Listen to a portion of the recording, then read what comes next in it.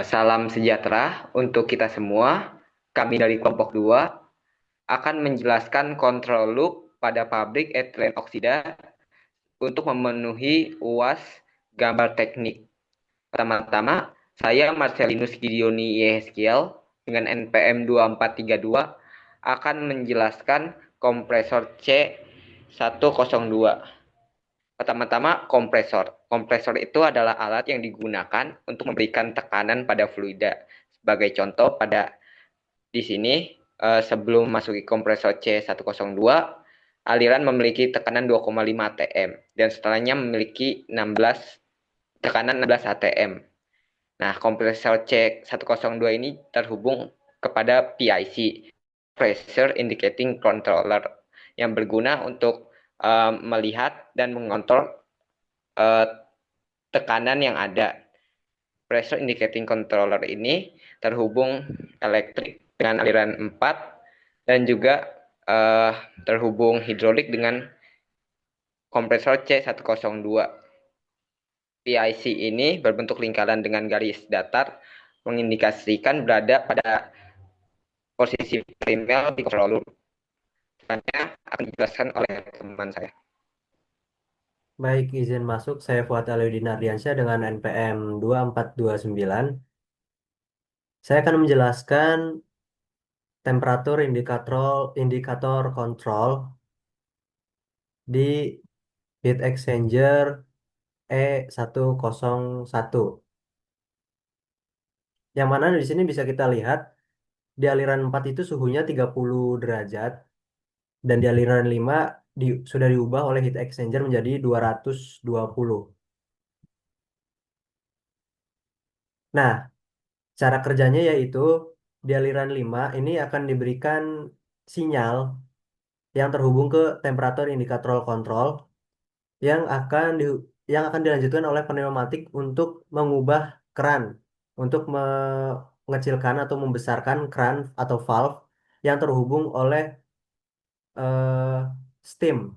Steam ini yang akan mengubah suhu di dalam heat exchanger. Yang mana ketika suhu di aliran 5 ini lebih dari 220 ataupun kurang dari 220 itu akan mengecilkan atau membesarkan valve yang di sebelah sini. Next. Baik, izin masuk. Perkenalkan, nama saya Dian Salsabila dengan FM 2453. Di sini saya akan menjelaskan loop control yang merupakan jatuh proses etilen oksida. Temperatur controller isi yang sensing elemennya dipasang pada jalur keluaran reaktor.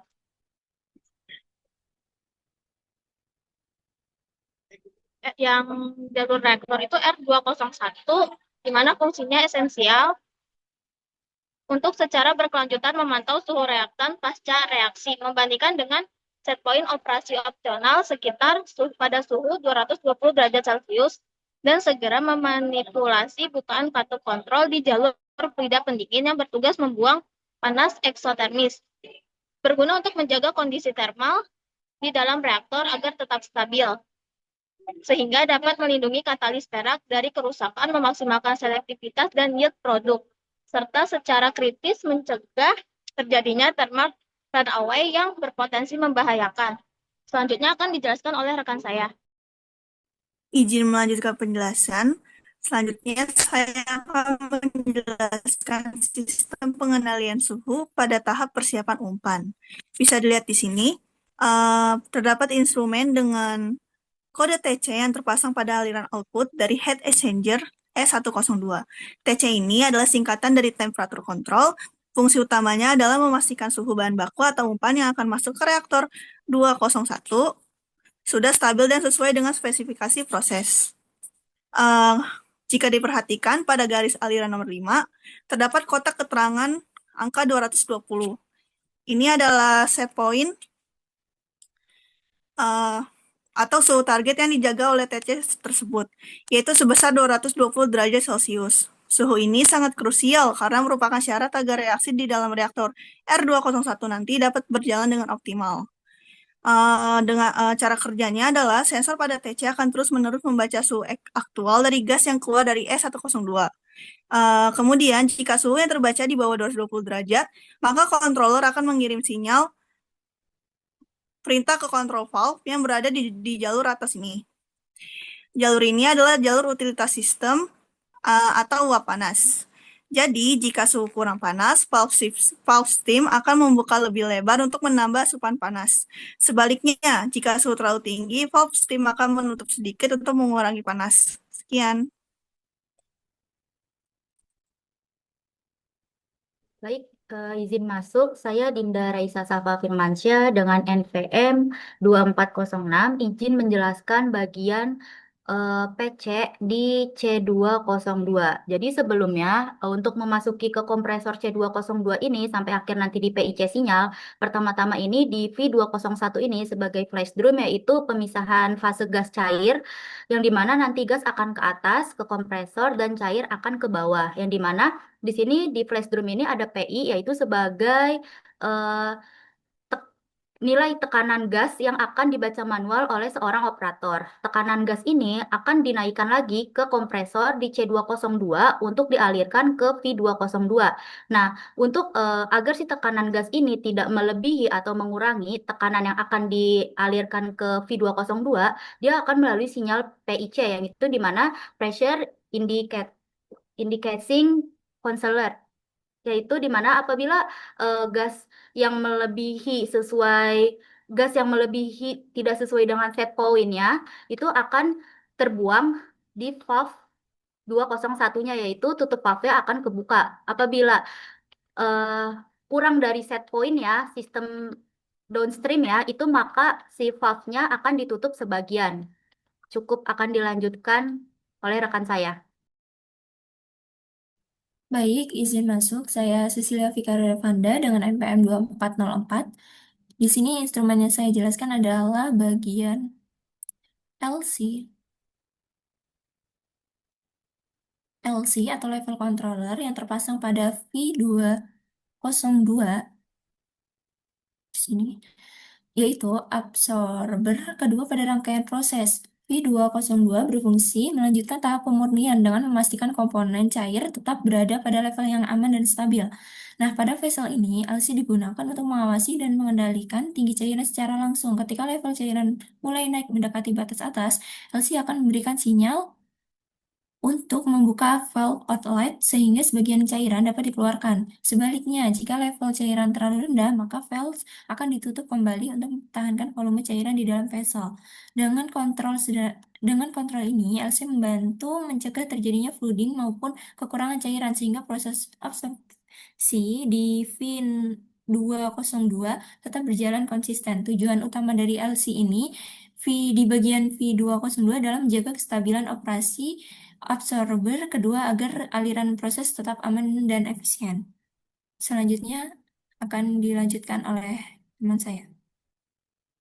Baik, izin masuk. Saya Cindy Mustika Asri dengan NPM 50. Di sini saya akan menjelaskan bagaimana aliran dari D301 ini di-recycle kembali ke S102. Baik, pada kolom pemurnian atau kolom destilasi dengan kode D301 ini berfungsi untuk memisahkan etilen oksida dari aliran hasil reaksi. Kemudian, pada proses ini, pada bagian atas terdapat kontrol valve yang fungsinya itu untuk mengatur jumlah gas yang keluar dari kolom, kemudian untuk juga menyesuaikan tekanan. Setelah itu, di sini terdapat pressure controller yang dimana akan diproses dengan menggunakan electrical line. Electrical line ini fungsinya adalah sebagai daya untuk sensor pressure control yang saat tekanan itu melebihi atau kurang dari yang dibutuhkan, maka pressure control akan mendeteksi hal tersebut. Dan control valve ini akan menyesuaikan tekanannya yaitu 2 atm. Kemudian pada bagian bawah D301 ini yang masih mengandung etilena dan oksigen tidak dibuang tetapi dialirkan kembali atau di-recycle menuju E102. Jadi pada E102 ini aliran dipanaskan untuk mencapai kondisi suhu yang diperlukan. Kemudian aliran recycle ini akan dikembalikan ke reaktor. Cukup penjelasan dari saya, akan dilanjutkan oleh rekan saya. Kenalkan, Saya Destia dengan NPM 2405 akan menjelaskan kontrol loop LC atau level controller pada kolom distilasi. Nah, pada kolom distilasi D301 ini terdapat satu kontrol loop utama, yaitu loop pengendalian level di bagian bottom kolom.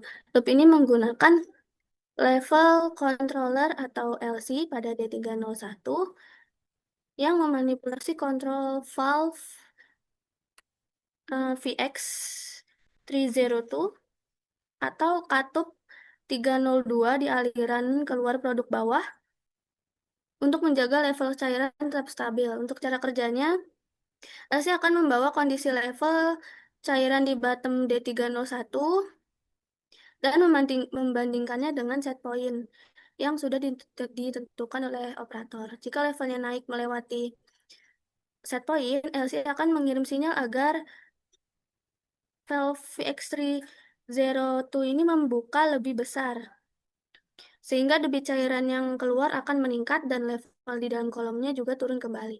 Sebaliknya, jika levelnya turun di bawah set point, LC akan memerintahkan VX302 untuk menutup sebagian. Debit yang keluar akan berkurang, kemudian cairannya akan menumpuk di bottom, dan levelnya akan naik lagi mendekati set point. Sekian presentasi dari kelompok kami, kurang lebihnya mohon maaf. Wassalamualaikum warahmatullahi wabarakatuh.